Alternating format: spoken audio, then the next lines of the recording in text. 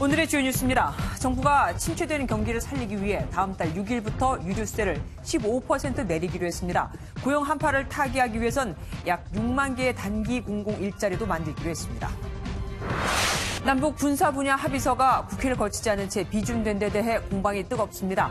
청와대는 북한이 국가가 아닌 만큼 비준은 조건이 아니라고 했지만 자유한국당은 초헌법적이라며 반발했습니다.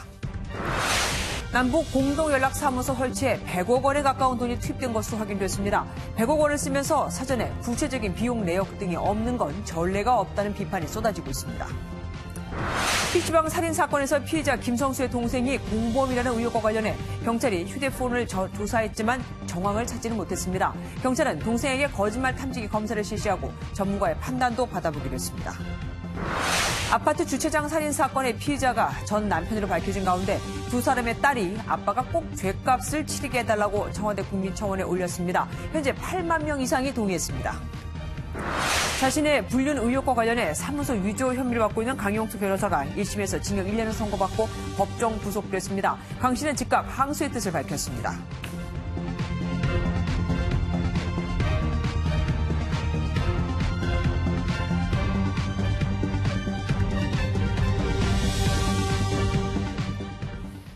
현 경제 상황은 위기가 아니라던 정부. 하지만 경제 위기 때나 쓰는 대책들을 내놓고 있습니다.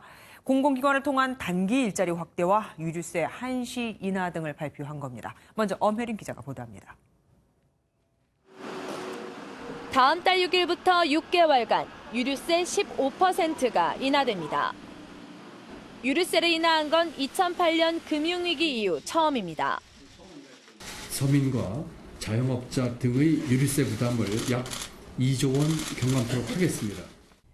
유류세 인하율이 그대로 반영되면 현재 1리터의 전국 평균 1,686원인 휘발유 가격은 1,563원 수준으로 떨어집니다. 리터당 휘발유 가격은 123원, 경유는 87원, LPG 부탄은 30원 인하되는 셈입니다. 고용 부진을 해결하기 위해 공공기관 등에 맞춤형 일자리 5만 9천 개도 만듭니다.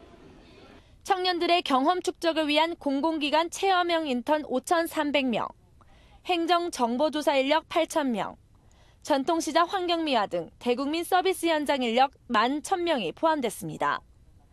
전용 예산이나 예비비 등 올해 예산을 최대한 활용한다는 계획입니다. 또 지역 경제를 살리기 위해 광역권 교통 등 공공투자 프로젝트를 신속하게 추진하고 현행 최대 3개월인 탄력근로 단위 시간 확대 등 근로시간 단축 연착륙 방안도 추가로 내놓기로 했습니다. MBN 뉴스 엄혜림입니다. 벌써 8번째. 현 정부는 출범 이후 지난해 4번, 올해도 벌써 4번의 일자리 대책을 내놨습니다. 2년간 쏟아부은 일자리 관련 예산은 본 예산과 추경 예산 등을 포함해 54조 원 이상입니다. 그럼 일자리는 얼마나 늘었을까요? 올해 취업자 증가폭 전망치는 올 1월만 하더라도 30만 명이던 게 이미 10만 명 밑으로 추락해 3분의 1 토막이 났습니다. 연말 성적표도 불보듯 뻔하겠죠. 그러다 보니 이번 대책에도 라돈 측정 서비스 인력 1,000명, 에너지 절약 도우미 1,000명과 같은 쥐어짜기식 일자리가 나왔다는 비판이 많습니다. 야당에서는 통계형 일자리 분식 회계냐는 말까지 나왔죠. 정부는 해외에서 국내로 돌아오는 대기업에 대해서도 파격적인 당근책을 제시했는데 어째 기업들의 반응이 시큰둥합니다. 정주영 기자가 보도합니다. 최근 4년간 국내 대기업이 해외에 설립한 법인은 1,846개. 그러나 2014년부터 최근까지 해외 사업장을 접고 국내로 복귀한 대기업은 없습니다. 정부는 질 좋은 일자리 창출에 대기업의 역할이 절실하다고 보고 유턴 대기업에 대해 중소기업 수준의 파격적인 당근책을 내놨습니다. 국내로 돌아오는 대기업엔 최대 100억 원의 보조금을 주고 일부 사업장만 국내로 들여와도 세금을 대폭 깎아주겠다는 겁니다. 하지만 정작 재계는 근로시간 단축과 최저임금 인상이 국내를 떠나는 이유라며 근본적인 대책이 될 수 없다는 냉담한 반응입니다. 지원금을 준다. 대기업의 근본적인 해외 리턴을 유도하기에는 맞춤형 일자리 5만 9천 개도 논란입니다. 공공기관 체험형 인턴이 최대 5개월 한시직인 것처럼 단기 일자리 일색인 데다 고용에 질마전하자 땜질식 처방에 불과하단 겁니다. 통계적인 수치를 변화시켜서 일부 개선 효과가 나타날 수는 있겠지만 실질적으로 노동과 고용 시장에 있어서의 상황을 개선시키기에는 어려울 것으로 생각되는데요. 특히 최근 논란을 빚는 숙박공유, 카풀 등에 대해선 아무 결론 없이 모호한 표현으로 일관해 이번 대책의 효과를 반감시켰다는 평가입니다. MBN 뉴스 정주영입니다. 눈에 띄는 대책도 있습니다. 규제에 막혀있던 대규모 민간 투자 프로젝트를 풀어주겠다는 건데 특히 아직 착공도 못한 현대차 신사옥이나 SK 하이닉스 새 공장 건설 등이 과연 허용될지가 관심입니다. 김경기 기자입니다. 한국전력 본사가 있던 서울 삼성동 부지입니다. 한전이 나주로 떠난 이 알짜배기 땅에 현대자동차는 105층짜리 신사옥 건설을 추진하고 있습니다. 공사비는 무려 3조 원으로 신사옥을 비롯해 전시, 컨벤션, 공연장 등 5개의 건물로 구성된 초대형 프로젝트입니다. 하지만 번번이 국토교통부 수도권 정비위원회의 심의에 막혀 골머리를 앓고 있습니다. 기획재정부는 이처럼 정부 규제 등으로 어려움을 겪는 대규모 민간 프로젝트에 애로사항을 풀어주기로 했습니다. 먼저 포항 영일만 공장과 여수 항만 배우단지 등 2조 원이 넘는 3건의 프로젝트의 조기 착공이 추진됩니다. 정부는 또 현대차 105층 신사옥과 SK 하이닉스가 참여하는 수도권 반도체 클러스터 등의 연내 허용도 적극 검토하고 있습니다. 투자 고용 창출이 가능한 투자 프로젝트, 민간 투자 프로젝트를 지속적으로 발굴해서 착공될 수 있도록. 하지만 지난 7월 박원순 서울시장의 용산 여의도 통합개발 발언이 집값에 불을 질렀던 만큼 실제 확정까지는 진통이 불가피할 것으로 예상됩니다. MBN 뉴스 김경리입니다. 어제 문재인 대통령이 평양 공동선언을 국회 비준 동의 없이 의결했을 때 여기 군사합의서도 들어있었죠. 자유한국당이 군사합의서까지 국회 동의 없이 의결한 건 위헌이라고 주장하자 청와대가 반박하고 나섰습니다. 헌법상 북한은 국가가 아니어서 국가 간 조약이 성립되지 않고 따라서 국회 동의도 필요 없다는 겁니다. 최중락 기자입니다. 헌법 60조는 안전보장과 국민에게 중대한 재정적 부담을 지우는 조약의 비준은 국회가 동의해야 한다고 적시했습니다. 이로 인해 자유한국당은 군사합의서 비준이 국회 동의를 거치지 않아 위헌이라고 비판했습니다. 반면 김의겸 청와대 대변인은 조약은 국가 간의 합의를 말하는데 북한은 헌법에서 국가가 아니라고 주장했습니다. 특히 헌법 3조는 대한민국의 영토는 한반도와 그 부속 도서로 돼 있어 북한을 국가로 인정하면 그 자체가 오히려 위헌적 발상이라고 반박했습니다. 한마디로 북한은 국가가 아니어서 조약이 성립 안 되고 따라서 국회 동의가 필요 없다는 겁니다. 북한을 어떻게 규정할지는 북한은 통일지향 과정에서 잠정적인 특수관계라는 남북관계 발전에 관한 법률 3조를 근거로 들었습니다. 4조에는 남북합의서는 정부와 북한 당국 간 문서 형식으로 체결된 모든 합의로 명시돼 있어 군사합의서는 조약이 아닌 남북합의서라는 설명입니다. 청와대는 또 남북관계법에는 국민에게 중대한 재정적 부담을 주는 남북합의서는 국회 동의를 거치도록 돼 있어 군사합의서와는 달리 판문점 선언은 국회 동의를 요청했다고 밝혔습니다. MBN 뉴스 최중락입니다. 그러자 자유한국당이 다시 반박했습니다. 지금까지 북한을 하나의 또 다른 국가로 대우해놓고는 이제 와서 국가가 아니니 조약이 아니라는 게 무슨 말이냐. 청와대 주장은 초헌법적인 해석이라며 효력 정지를 신청하기로 했습니다. 권영범 기자입니다. 자유한국당은 북한이 국가가 아니어서 조약을 맺을 대상도 아니라는 청와대 해석에 즉각 반박했습니다. 김성태 원내대표는 예정에 없던 기자회견을 자청했습니다. 문재인 정부가 들어서서는 북한을 국가로 인정하는 발언을 수시로 했어요. 북한은 국가가 아니다 발언은 지금까지 문재인 정부가 한 정부 기조와도 지금 배치되는 것이죠. 문 대통령은 북한은 1991년 9월 17일 유엔에 동시 가입했다. 그날은 세계 평화의 날이기도 했다며 사실상 북한을 국가로 인정하는 발언을 했다는 겁니다. 따라서 남북 군사 분야 합의서는 헌법 60조 1항이 규정하는 안전보장에 관한 조약에 해당하기 때문에 국회의 동의가 없는 비준은 위헌이 맞다라는 주장입니다. 초등학생도 다 알만한 사안을 두고 청와대나 법제처는 줄곧 국민에게 중대한 재정적 부담을 지우는 사안에 해당하지 않는다고만 둘러대고 있습니다. 그러면서 효력정지 가처분 신청을 포함해 야권 공조로 헌법재판소에 권한쟁의 심판을 청구하겠다며 강력 대응을 예고했습니다. 더불어민주당은 트집 잡기를 중단하라며 자유한국당의 판문점 선언 비준 동의 절차에 협조하라고 촉구했습니다. 평양 공동선언과 남북 군사 합의서 비준을 두고 입장이 엇갈리면서 이를 둘러싼 대립도 더욱 팽팽해질 것으로 보입니다. MBN 뉴스 권용보입니다. 남북 정상이 판문점 선언을 먼저 했고 그 다음에 평양 선언을 했는데 정부가 뒤에 한 평양 선언은 그냥 국회 비준 동의 없이 의결하고 판문점 선언은 왜 그러지를 못할까 궁금하시죠? 국회의 비준 여부를 결정짓는 가장 중요한 기준은 바로 돈입니다. 판문점 선언엔 남북 경역 사업이 대거 포함되어 있습니다. 개성공단 내 남북 공동연락사무소 설치, 동해선, 경의선, 철도, 도로 연결 추진 등이 들어있어서 막대한 재정이 들어가게 되죠. 반면 평양 공동선언의 핵심은 부속 합의서로 체결된 남북 군사 합의서입니다. 지상과 해상, 공중에서의 적대 행위 중지, JSA, 비무장화 등 기존에 세금을 투입해 이뤄졌던 군사 조치들을 중단하는 거죠. 오히려 돈이 덜 들어가게 되는 겁니다. 결국 판문점 선언은 돈이 많이 들어가니 국회 비준 동의를 꼭 받아야만 하는 거죠.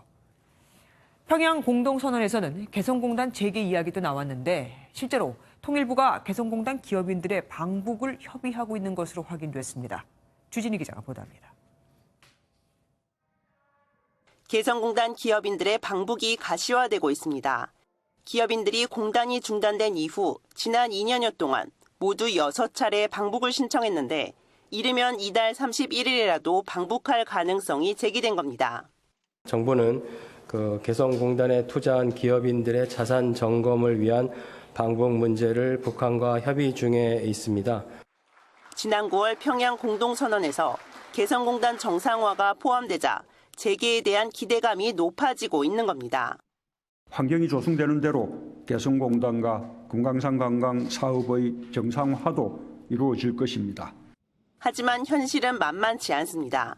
공단 재개 이후 기계 설비를 북한에 가져가거나 북한 직원들에게 월급을 주는 행위 모두가 대북 제재에 저촉되기 때문입니다.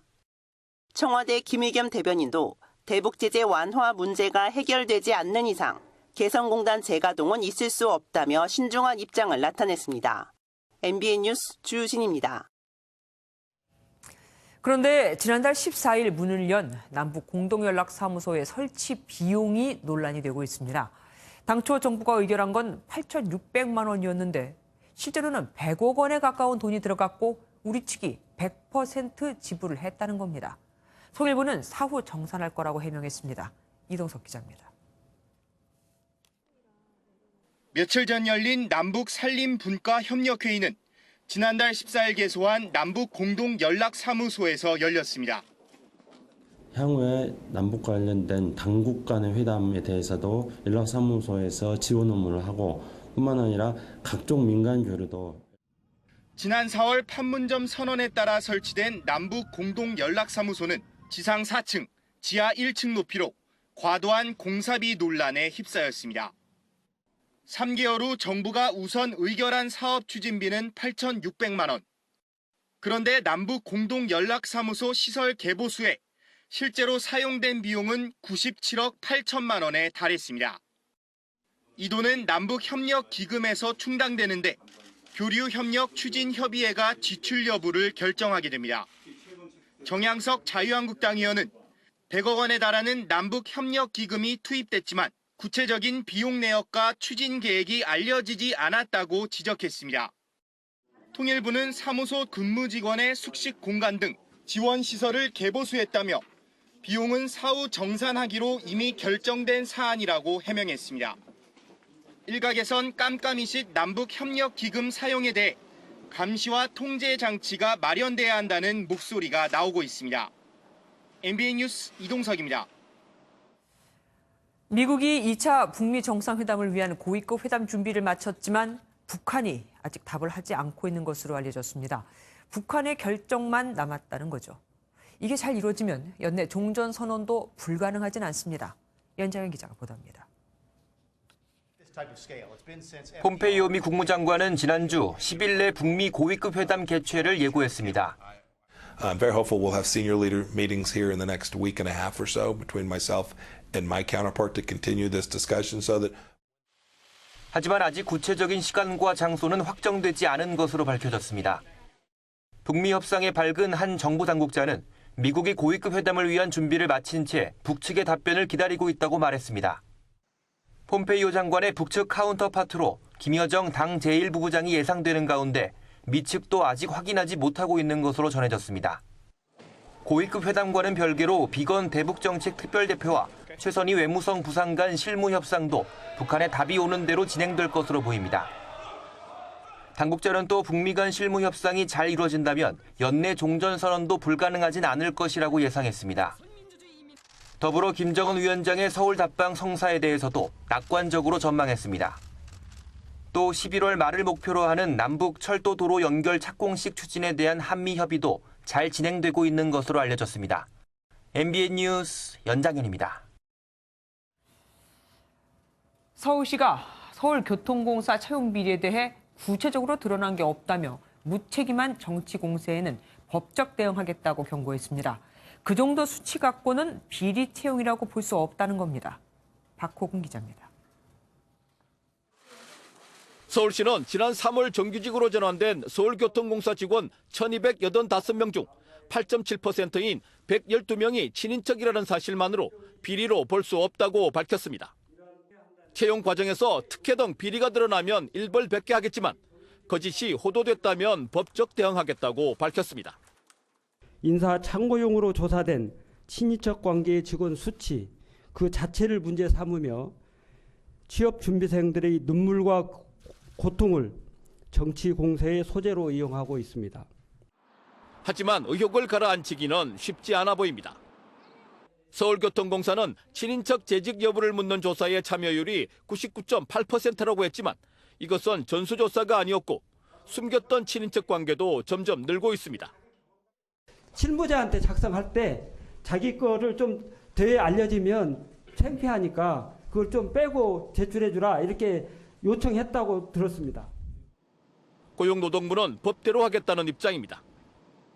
공정 채용을 기대하는 국민들의 여망하고는 반대되는 것이라고 생각합니다.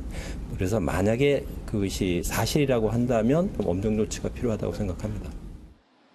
서울시의 감사 청구를 접수한 감사원은 한 달 내에 감사 여부를 결정합니다. MBN 뉴스 박호근입니다. 서울시의 주장은 결국 친인척도 채용이 될 수 있는 거 아니냐는 건데 채용 과정이 투명했느냐에 대해서는 아직 가타부타 말을 할 수가 없죠. 108명이라던 정규직 전환 친인척도 112명으로 또 늘었거든요. 감사원 감사에서 밝혀야 할 쟁점들이 뭔지 이혁준 기자가 정리해봤습니다. 서울교통공사가 정규직으로 채용한 무기계약직 인원은 1,285명. 이 가운데 친인척은 112명이라는 게 공사 측의 설명입니다. 112명은 다시 구의역 사고 이전부터 무기계약직이었던 37명과 구의역 사고 이후 무기계약직이 된 75명으로 나뉩니다. 먼저 75명. 이들은 구의역 사고로 무기계약직을 정규직화하겠다는 논의가 진행되는 과정에 무기계약직이 됐고 결국 정규직이 됐습니다. 75명은 공개 채용 방식으로 무기계약직이 된 38명과 민간 용역회사나 자회사에 있다가 무기계약직이 된 37명을 합한 숫자입니다. 정규직화한다는 내부 정보가 이들에게 새어나갔다면 법적 다툼의 대상이 될 수 있습니다. 사고 이전에 무기계약직이 된 이들도 본사에 있는 친인척의 도움을 받았는지가 밝혀져야 할 부분입니다. 계약직과 용역회사는 기피 대상이었기 때문입니다. 영역 업체 쪽에서 이렇게 채용을 해서 그 영역 업체 밑에서 근무하시는 분들의 그 처우가 그렇게 좋지 않았었잖아요. 서울교통공사 노조 게시판엔 퇴직자의 친인척까지 조사해야 한다는 글이 올라왔습니다. 채용 비리 여부를 밝히려면 당사자의 문자 내용까지 모두 조사해야 하는 만큼 감사원 감사는 물론 경찰 수사가 필요하다는 지적도 나오고 있습니다. MBN 뉴스 이혁준입니다. 친인척 채용 비리는 하지만 계속 확산되고 있습니다. 채용 담당자가 서류 전형에서 탈락시켰는데 최종 합격자 명단에 이름을 올린 사람들도 있거든요. 사장, 부장, 팀장 자녀들입니다. 부산항 시설관리센터의 채용 비리 안진우 기자가 취재했습니다. 지난해 8월 부산항 시설관리센터가 낸 계약직 직원 채용 공고입니다. 응급구조사 자격증 소지자 우대란 조건을 내걸었는데 자격증조차 없는 2명이 최종 합격했습니다. 문제는 이들이 애초 서류 전형에서 탈락했다는 점입니다. 알고 보니 부산 항만공사 한 부장의 딸과 부산항 시설관리센터 팀장의 친인척이었습니다. 이 밖에 100대 1이 넘는 경쟁률을 뚫고 행정직에 합격한 지원자는 사장 지인이었습니다. 전 직원의 처족하는 공개 채용에 혼자 지원한 것처럼 서류가 조작돼 입사했습니다. 계약직으로 채용됐던 전 현직 임원 등의 친인척 6명 가운데 5명이 정규직으로 전환됐습니다. 나머지 1명은 입사한 지 2년이 지나지 않아 계약직으로 남아 있습니다. 이게 내부적으로 특정인의 자녀들이 많이 입사되어 있다는 이야기는 공공연하게 소문은 나 있는 모양입니다. 특정인은 여기에 대해서 정규직으로 전환되고 힘없는 사람은 정규직 전환 안 됐기 때문에 일부 혐의를 부인하는 부산항 시설관리센터 측의 해명을 듣기 위해 찾아가 봤지만 모두 자리를 비우고 없었습니다.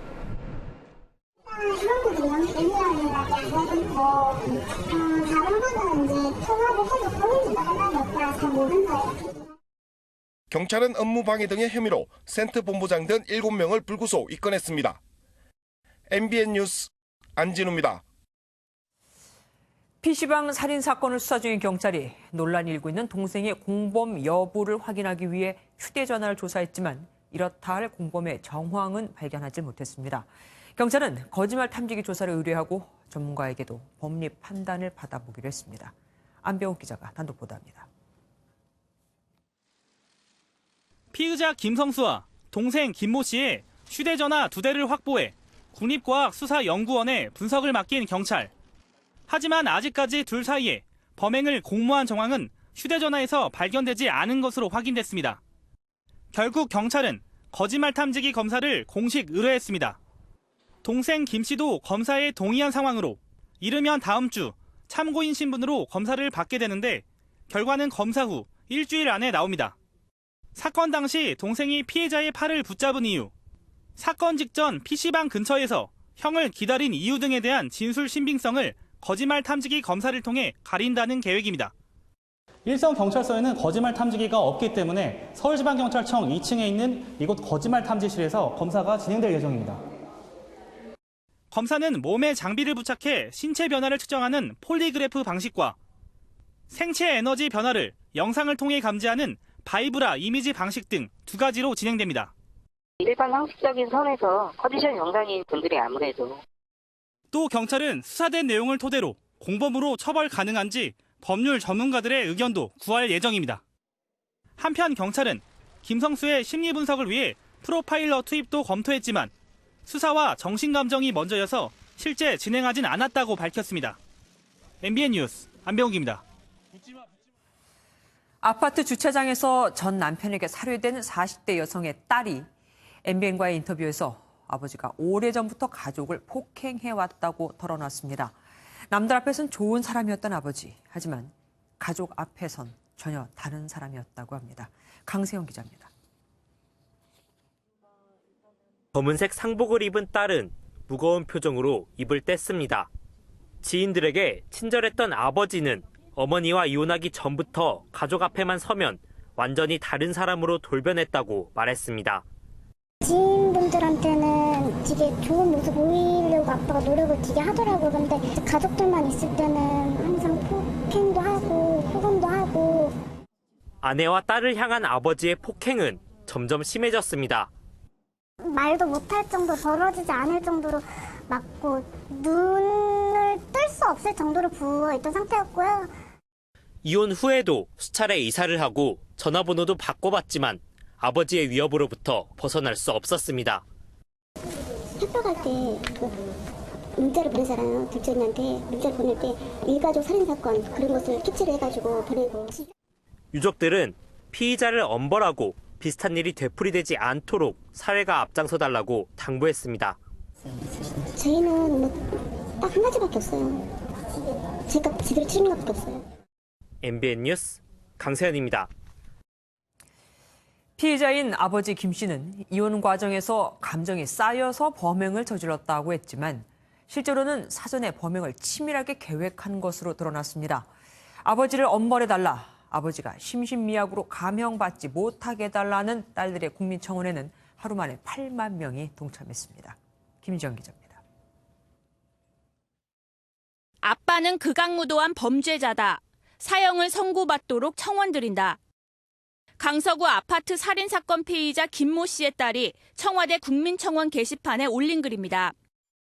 김 씨의 무자비한 폭행 사실이 딸에 의해 세상에 알려지면서 하루 만에 8만 명이 넘는 인원이 청원에 동참했습니다. 김 씨는 당초 이혼 과정에서 쌓인 감정이 폭발해 범행을 저질렀다고 진술했습니다. 하지만 이번 사건은 사전에 치밀하게 준비한 계획 범행이었습니다. 김 씨는 범행 전 부인이 사는 아파트를 찾아 주변을 살폈고 범행에 사용할 흉기도 미리 준비했습니다. 이유는 밝히지 않았지만 범행 이후 다량의 수면제도 복용한 것으로 드러났습니다. 경찰 관계자는 김 씨가 심신미약을 주장하진 않았다면서도 수면제를 처방받은 병원도 조사하겠다고 밝혔습니다. 김 씨에 대해 구속영장을 신청한 경찰은 유가족이 주장한 과거 가정폭력에 대해서도 들여다볼 방침입니다. MBN 뉴스 김지영입니다. 자신의 불륜 의혹과 관련해 사문서 위조 혐의를 받고 있는 강용석 변호사가 1심에서 징역 1년을 받고 법정 구속됐습니다. 변호사법에 따르면 변호사가 금고 이상의 형을 받으면 일정 기간 변호사로 일을 할 수 없습니다. 대법원 확정 판결 전까지는 옥중 변호를 할 수도 있지만 강 변호사에게 변호를 맡긴 김부선 씨는 난감하게 됐습니다. 이혁근 기자입니다. 도도맘 김민아 씨의 남편은 지난 2015년 자신의 아내와 불륜을 저질렀다며 강용석 변호사에게 손해배상금 1억 원을 청구하는 소송을 냈습니다. 소장을 받아든 강 변호사는 김 씨와 공모해 남편 명의 소송 취하서에 김 씨 남편의 도장을 몰래 찍어 법원에 제출한 혐의로 재판에 넘겨졌습니다. 선고를 앞두고 강 변호사는 극도로 말을 아꼈습니다. 나중에 말씀드리죠 뭐. 언론에 한 말씀 하고 싶으신 게 있으시죠? 아니 나중에. 강 변호사는 김 씨가 남편에게 소치와 허락을 받은 것으로 생각했다고 주장했지만 법원은 받아들이지 않았습니다. 법원은 변호사라는 지위와 의무를 망각하고 중요한 사문서를 위조해 제출한 것은 비난 가능성이 높다고 꼬집었습니다. 이어 피고인은 자신의 잘못을 반성하고 있지 않다며 징역 1년을 선고하고 법정 구속했습니다. 항소하실 건가요? 네. 강 변호사가 구속되면서 배우 김부선 씨에 대한 변론도 사실상 차질을 빚게 됐습니다. 물론 대법원 확정 판결 전까지는 변호사로서 옥중 업무를 볼 수 있지만 김부선 씨 측은 아직까지 별다른 입장을 내놓지 않고 있습니다. MBN 뉴스 이혁근입니다. 지난 지방선거 당시 문재인 대통령에 대해 트위터로 악의적인 글을 올렸다는 해경궁 김 씨 사건과 관련해 이재명 경기지사의 부인 김혜경 씨가 경찰에 출석해 비공개 조사를 받았습니다. 이 지사의 소환 날짜는 오는 29일로 잡혔습니다. 윤규란 기자입니다. 해경궁 김 씨 트위터 계정의 소유주 논란과 관련해 이재명 경기지사의 부인 김혜경 씨가 경찰에 출석해 조사를 받았습니다. 경찰은 김 씨 측이 비공개로 조사받겠다는 뜻에 따라 언론에 알리지 않고 김 씨를 조사했습니다. 김 씨는 2시간가량의 조사에서 해당 계정이 자신의 것이 아니라는 취지로 말한 것으로 알려졌습니다. 그러던 중 김 씨는 언론에 경찰 출석 사실이 보도되자 이에 항의하며 귀가한 것으로 알려졌습니다. 공직선거법 위반 혐의로 고발된 이재명 경기지사의 소환 날짜도 정해졌습니다. 월요일요. 시간이 많이 걸릴 거라고 한번 소환해서 결론을 내려고 하죠. 바른미래당은 지난 6월 이 지사가 친형을 정신병원에 강제 입원시키려 한 의혹과 배우 김부선 씨와의 스캔들 부인 등과 관련해 이 지사를 고발한 바 있습니다. 김용 경기도 대변인은 자신의 SNS에서 부당하게 수사 범위가 확대됐고 수사 과정상 강압과 기밀 유출 의혹이 있다며 경찰을 비판했습니다. 이재명 지사의 소환이 코앞으로 다가온 가운데 경찰은 선거사범 공소시효 전까지 모든 의혹을 빠르고 확실하게 결론 짓겠다는 입장입니다. MBN 뉴스 윤기란입니다. 회사 돈 200억 원을 빼돌려 개인 별장을 지은 혐의로 경찰 수사를 받아온 이화경 오리온그룹 부회장이 검찰 수사를 받게 됐습니다. 이 부회장은 회사 연수원 건물이라고 주장했지만 경찰은 법인 용도로 사용된 적이 없는 전형적인 호화 별장이라고 판단했습니다. 조성진 기자입니다. 오리온이 소유한 경기도 양평의 한 별장입니다. 오리온 측은 연수원이라고 주장했지만 경찰은 야외 욕조와 요가룸, 와인창고 등을 갖춘 총수 일가의 별장이라고 결론지었습니다. 별장 건축은 이화경 부회장이 주도한 것으로 조사됐습니다. 경찰청 특수수사과 관계자는 부지 선정부터 설계 등 모든 과정에 이 부회장이 개입했다면서 사비를 들여 수십억 원대 호화 가구를 들여놓기도 했다고 설명했습니다. 이 부회장과 남편인 담철곤 회장은 경찰 조사에서 관련 혐의를 부인했습니다. 그럼 별장을 짓는 과정에서 진행상을 보고받거나 별도의 지시를 하신 적은 없으세요? 그런 사실 없습니다. 하지만 경찰 수사 결과 별장 건축비 203억 원은 이 부회장이 빼돌린 회사 돈인 것으로 확인됐습니다. 이에 따라 경찰은 횡령 혐의를 적용해 기소 의견으로 이 부회장을 검찰에 넘겼습니다. 다만 담 회장은 증거 부족 등을 이유로 불기소 의견으로 검찰에 송치했습니다. MBN 뉴스 조성진입니다. 가수 구하라 씨와 쌍방 폭행을 두고 진실 공방을 벌이고 있는 구 씨의 전 남자친구 최모 씨의 구속 여부가 오늘 밤에 결정됩니다. 특히 동영상 협박을 했다는 부분에 대해서 법원이 어떤 판단을 내릴지 궁금합니다. 고정수 기자입니다. 가수 구하라 씨의 전 남자친구 최모 씨는 얼굴을 가린 경찰 조사 때와는 달리 모자만 쓴 채 구속 전 피의자 신문에 응했습니다. 하지만 쏟아진 취재진의 질문에는 말을 아꼈습니다. 확실히 임하겠습니다. 동영상 보낸 건 인정하시나요? 왜 보내셨나요? 강요 협박 목적으로 보내신 건 맞나요? 최 씨는 2시간 넘게 걸린 심사 후엔 아무 말 없이 호송차에 올랐습니다. 청구된 구속영장에 적시된 최 씨의 혐의는 구 씨에 대한 상해와 협박, 강요 등입니다. 지난달 13일 최 씨가 구 씨와 폭행을 주고받은 후 과거 함께 찍은 사생활 영상을 전송해 협박하고 무릎을 꿇게 한 혐의입니다. 이 동영상이 이른바 리벤지 포르노 논란으로 커지며 경찰은 최 씨의 휴대전화와 USB를 압수수색했지만 유포한 정황은 없는 걸로 결론 내렸습니다. MBN 뉴스 고정수입니다.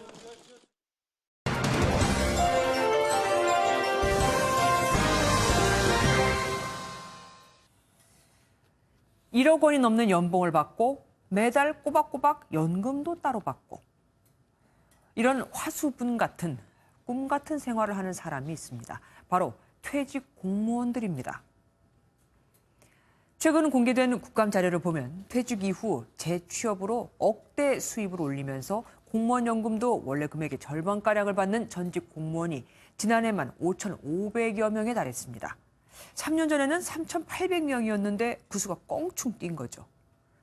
기획재정부 출신이 1,500여 명으로 가장 많아서 역시 모피아라는 말이 실감이 나지만 좀 더 들여다보면 법무부, 교육부, 산업부, 행안부, 환경부, 마진 부처를 찾는 게 더 쉬울 정도입니다. 퇴직 공무원은 월 평균 연금 수령액은 233만 원 정도. 매달 수입이 이보다 많으면 연금이 깎이는데 깎이는 최대 마지노선은 50%, 대략 연봉 1억 원이 여기에 해당합니다. 절반이 깎이더라도 평균으로 따지면 한 달에 받는 연금이 100만 원을 훌쩍 넘으니 연금 따로 1억 원 넘는 연봉 따로 이걸 합하면 국민들이 받는 평균 국민연금 수급액 39만 원과는 말 그대로 천지 차이입니다.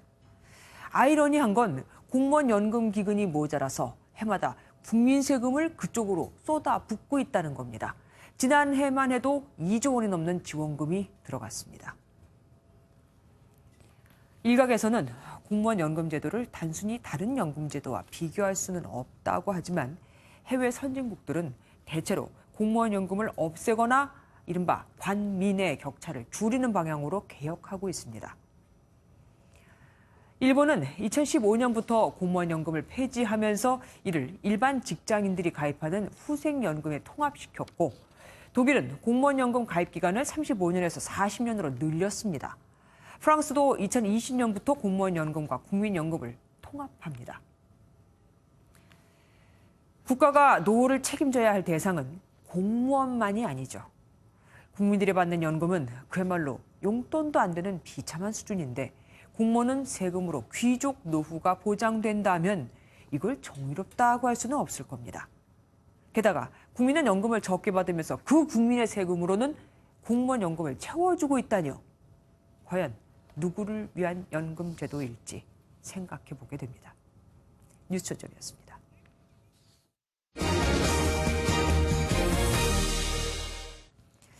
청정원 통조림 햄 런천미트에서 세균이 검출돼 청정원이 자사 통조림 햄 전량을 회수하고 생산을 중단하겠다며 사과했습니다. 하지만 이 캔은 멸균 제품이라 원칙적으로는 세균이 나올 수가 없죠. 캔 제품 전체로 불안감이 확산되고 있습니다. 윤지원 기자입니다. 식품업체 청정원에서 만든 통조림 햄 런천미트입니다. 멸균 상태여야 하지만 식약처 조사 결과 2016년 5월 17일 생산돼 유통기한이 내년 5월 15일까지로 표시된 제품에서 세균이 검출됐습니다. 사태가 커지자 청정원은 결국 공식 사과문을 냈습니다. 또 문제가 된 런천미트뿐 아니라 우리팜 등 시중에 판매되는 자사 통조림 햄 전량을 회수하고 생산 중단하겠다고 밝혔습니다. 안전성을 확보할 때까지 잠정적으로 캔햄 전 제품의 생산 및 판매를 중지해 고객 불안을 최소화하고자 합니다. 하지만 오염 원인조차 알 수 없어 소비자 불안은 통조림 제품 전체로 확대되고 있습니다. 안 좋은 균이 발견됐다고 하니까 소비자로서 좀 배신감이 들고요. 앞으로 먹어야 되나 말아야 되나 고민이 좀 많이. 아들이 혼자 그 자취방에서 해먹는데 불신이 돼서 그 어떤 제품도 사 먹을 수가 없을 텐데. 식약처는 문제 제품을 회수해 전량 폐기하고 오염 원인이 규명되는 대로 추가 조치를 취할 방침입니다. MBN 뉴스 윤지원입니다. 서울 강남에는 전남 친환경 농산물센터가 있습니다. 전남의 우수 친환경 농산물을 직접 팔게 하는 조건으로 전라남도가 땅을 사주고 운영권을 준 건데, 어찌된 일인지 타 지역, 심지어 수입 물품들 투성입니다. 민간 투자자들 배만 불려주고 있는 거죠. 정춘 기자가 단독 보도합니다. 전남 지역 친환경 농산물만 취급한다는 강남의 한 매장. 진열된 채소 대부분은 타 지역산입니다. 안쪽 냉동고에는 태국과 페루 등 수입산 과일로만 채워져 있습니다. 매장 곳곳을 둘러봐도 친환경 농산물을 찾아보기 어렵습니다. 계산대에서는 황당한 답변이 돌아옵니다.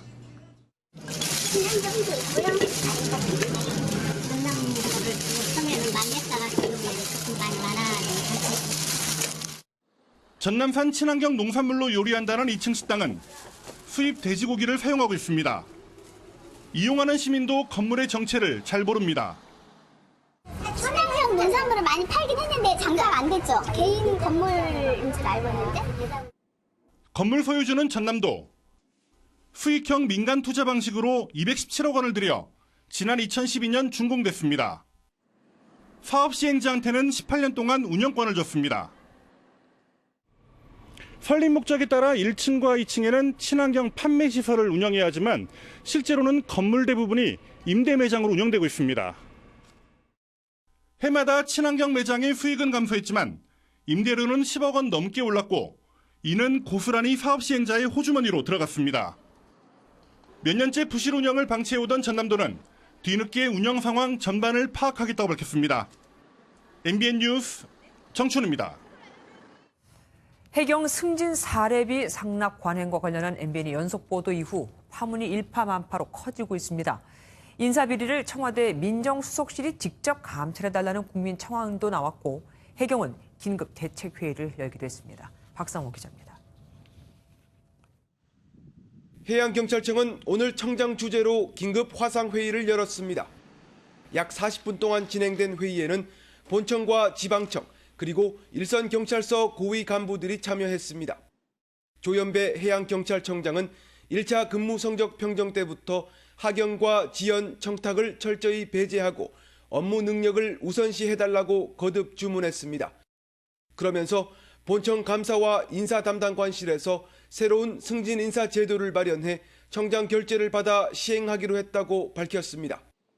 내년 승진 업무 처리 지침에 관련 대책이 담길 것으로 알려졌습니다. 앞서 해경은 어제 전국 인사 담당자들을 소집해 인사 절차와 관련한 교육을 진행했습니다.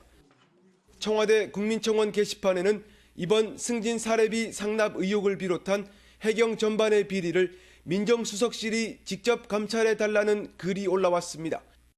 상납 대상자로 지목된 간부 한 명이 현재 해양경찰청 본청 국장급으로 재직 중인 만큼 외부 기관에서 나서야 한다는 내용입니다.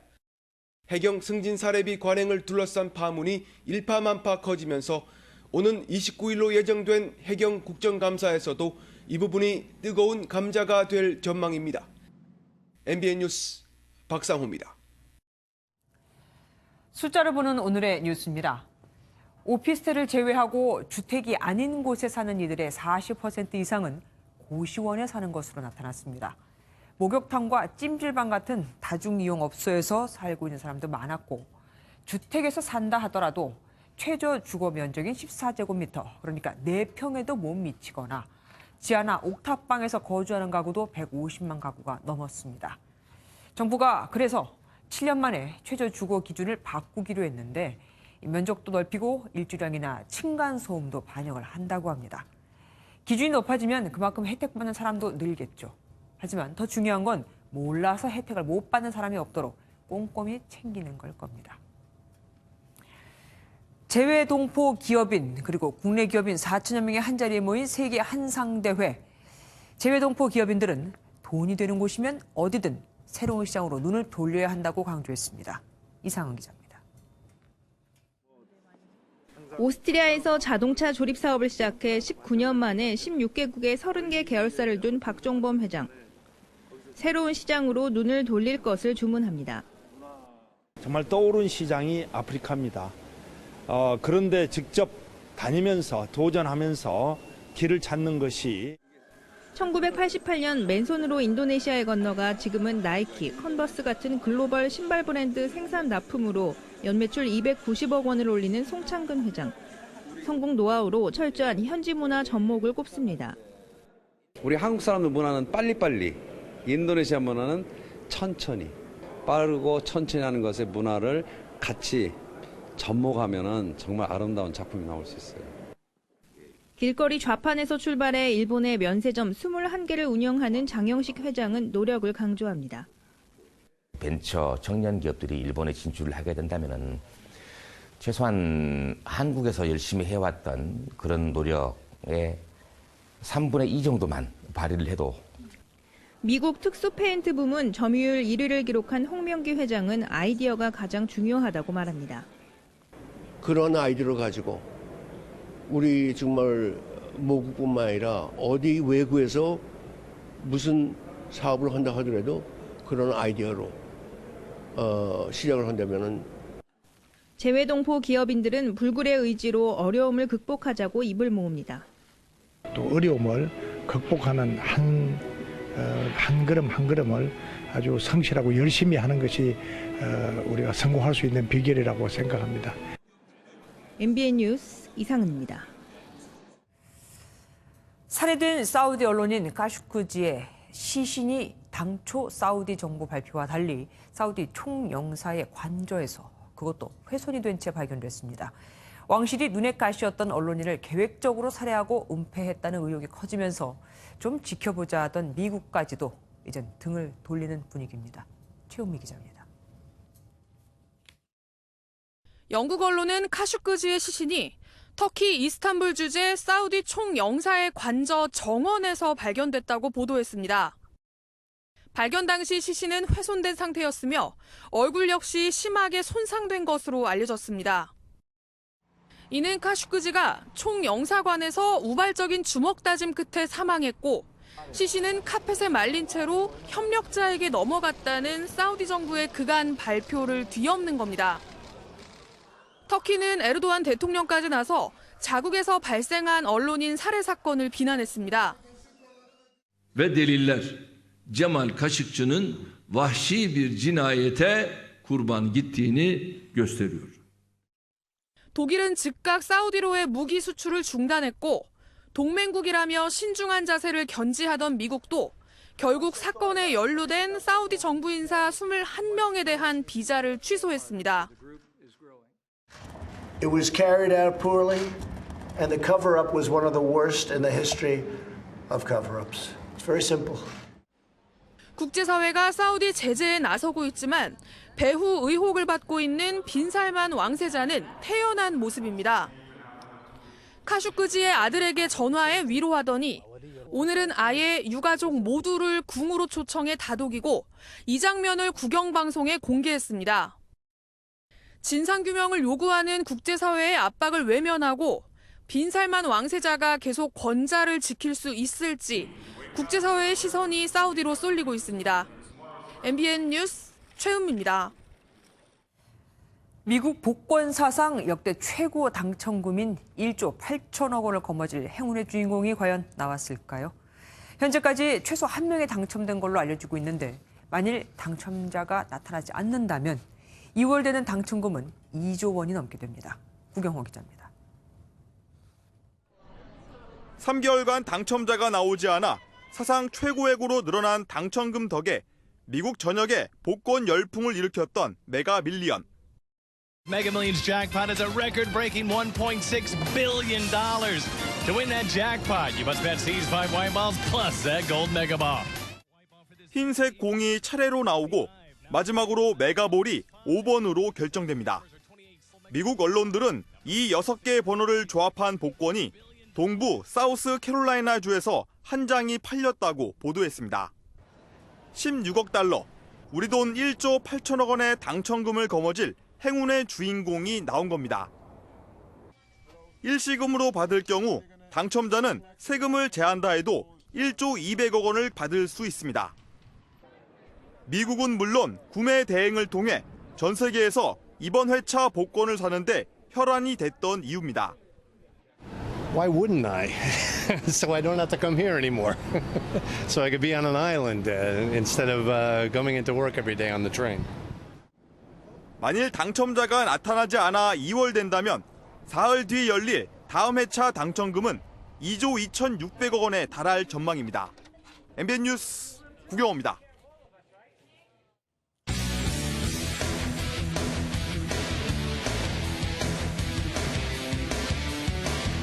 안녕하십니까. 스포츠 뉴스입니다. 정규 시즌 4위 넥센이 3위 한화를 꺾고 플레이오프에 오르는 이변을 연출했는데요. 19살 신인과 1군 경력 2, 3년의 무명 선수들이 만든 기적이나 다름없습니다. 김동환 기자입니다. 넥센은 올해 초 이장석 사장이 배임 횡령 혐의로 구속돼 후원 중단 위기를 겪었습니다. 주축 선수인 조상우와 박동원은 성폭행 혐의를 받아 전력에서 이탈했고 에이스 최원태마저 부상으로 빠졌습니다. 팀이 만신창이가 됐지만 선수들은 안타를 칠 때마다 함께 세리머니하며 하나로 뭉쳤습니다. 4위로 포스트 시즌에 오른 것만도 기적. 주전 평균 나이 24세, 엔트리 절반 이상이 가을 잔치에 처음 나서지만 전혀 위축되지 않았습니다. 와일드카드 결정전에서 20살 이정우가 펄펄 날며 기아를 완파했고 하나와 준 플레이오프에선 이정우마저 다쳤지만 대신 들어온 1군 무대 2년차 김규민이 플레이오프행을 확정짓는 역전 결승타를 때렸습니다. 4차전을 나눠 던진 이승호와 안우진은 모두 19살 신인. 2차전 연타석 석점 홈런 등 8타점을 올리며 MVP를 거머쥔 임병욱도 만년 후보 선수였습니다. 부모님들이 야구장에 자랑스럽게 찾아오실 수 있을 만한 실력을 갖게 하자라는 버킷리스트 한 줄을 썼었어요. 근데 그거를 좀 지킨 것 같아서 정말 기분 좋고. 오는 27일부터 SK와 한국 시리즈 진출을 다투는 넥센. 어린 영웅들의 거침없는 도전이 어디까지 이어질지 관심이 쏠립니다. MBN 뉴스 김동환입니다. 평소 스크린 골프나 야구 등 스크린 스포츠를 즐기시는 분들 많으실 텐데요. 더욱 생동감 넘치는 기술에 이젠 클라이밍이나 낚시도 스크린으로 즐길 수 있다고 합니다. 강영호 기자가 보도합니다. 335 모인 학생들이 스크린 클라이밍에 푹 빠졌습니다. 한 걸음 한 걸음씩 신중히 오르자 증강현실이 구현된 외벽에 새로운 과제가 부여됩니다. 게임을 하는 듯한 기분에 재미는 더해집니다. 프로젝트로 막 써가지고 게임 형식으로 진행도 돼가지고 훨씬 더 몰입감이 있고 훨씬 더 운동도 많이 되는 것 같아서. 강가에서 즐길 법한 낚시도 스크린 속에 구현됐습니다. 미끼를 스크린에 던지고 잠시 뒤 있는 힘껏 낚싯대를 잡아당기자 스크린 속 물고기가 튀어오릅니다. 미세한 입질부터 물고기와의 힘겨루기까지 실제 낚시터에 온 듯한 기분입니다. 스크린 스포츠의 원조, 야구는 더욱 정교해졌습니다. 간단한 조작으로 공의 속도부터 변화구까지 조절하자 방망이에 공을 맞추기가 쉽지 않습니다. 기존의 타격 모드 외에 새롭게 구현된 투수 모드에선 공의 스트라이크 여부 외에도 속도까지 측정할 수 있습니다.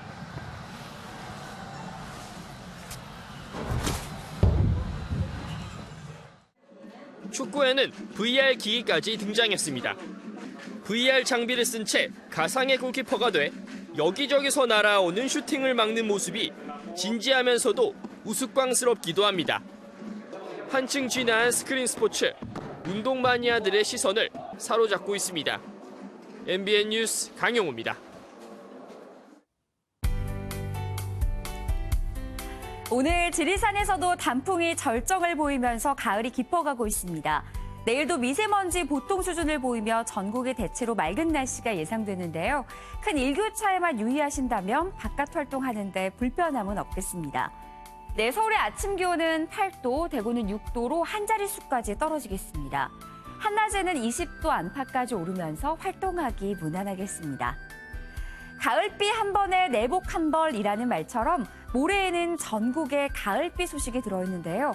이 뒤로 찬 공기가 밀려오겠습니다. 가을비가 지나고 기온이 뚝 떨어지면서 이번 주말에는 올가을 들어 가장 쌀쌀한 날씨가 예상됩니다. 내일 중부지방 맑다가 밤부터 차차 흐려지겠습니다. 춘천 내일 아침에는 5도선까지 떨어지면서 서리가 관측되는 곳이 있겠습니다. 남부지방 광주 아침에 8도, 한낮에는 21도로 일교차가 무척 크겠고요. 동해안 내일 아침에는 안개가 짙게 끼는 곳이 있어 유의하셔야겠습니다. 모레에는 전국에 한 차례 비가 내리겠습니다. 일요일과 월요일 사이에는 중부지방에 또 한 차례 비 소식이 들어있습니다. 날씨였습니다.